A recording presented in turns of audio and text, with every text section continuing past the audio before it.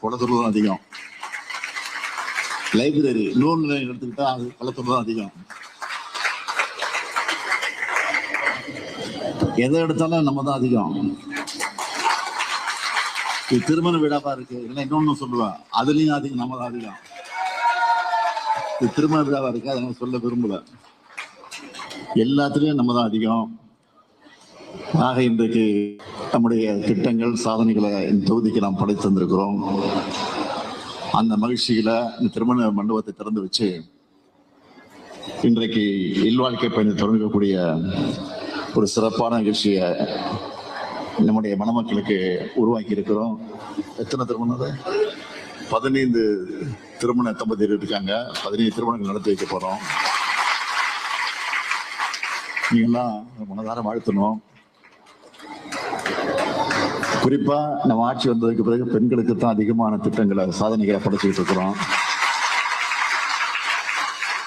காரணம், பெண்களை படிக்க வச்சா, பெண்களை முன்னேற்றினா அந்த குடும்பம் சிறப்பாக இருக்கும் என்ற அடிப்படையில தான்.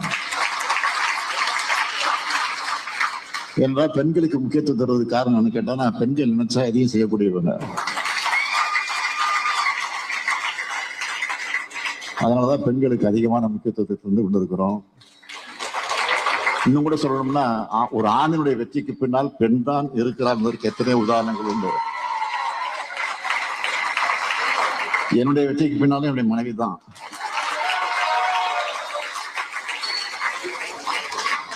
நான் மட்டும் இல்ல, சேகர் பாபா இருந்தாலும் சரி, நேருவா இருந்தாலும் சரி, இங்க இருக்க நீங்களாக இருந்தாலும் சரி. ஓராண்டு காலம் நான் மிஸ்ஸால இருந்தப்போ என்னுடைய மனதை கோபித்து கொண்டு ஒரு அப்செட் ஆகி ஏதாவது முடிவு எடுத்துட்டு இருந்தா என்னால என்ன ஆயிருக்கும் நினைச்சு பாருங்க. தாங்கி கொண்டு பொறுமையா இருந்து எவ்வளவோ கொடுமைகள் எனக்கு வந்த நேரத்தில் நான் தாங்கி கொண்டு என்னை ஊக்கப்படுத்தி உற்சாகப்படுத்திய காரணத்தினால்தான் இன்னைக்கு இந்த நிலைக்கு நான் வந்திருக்கிறேன். அது மாதிரிதான் ஒவ்வொருத்தரும். அதனாலதான் மணமக்களை நான் கேட்டுக்கொள்ள விரும்புவது, மணமகனத்தில் நான் பணிவோடு கேட்டுக்கொள்ள விரும்புவது, பொண்டாட்டி சொன்னா கேட்டுக்கணும் என்ற அந்த நிலையில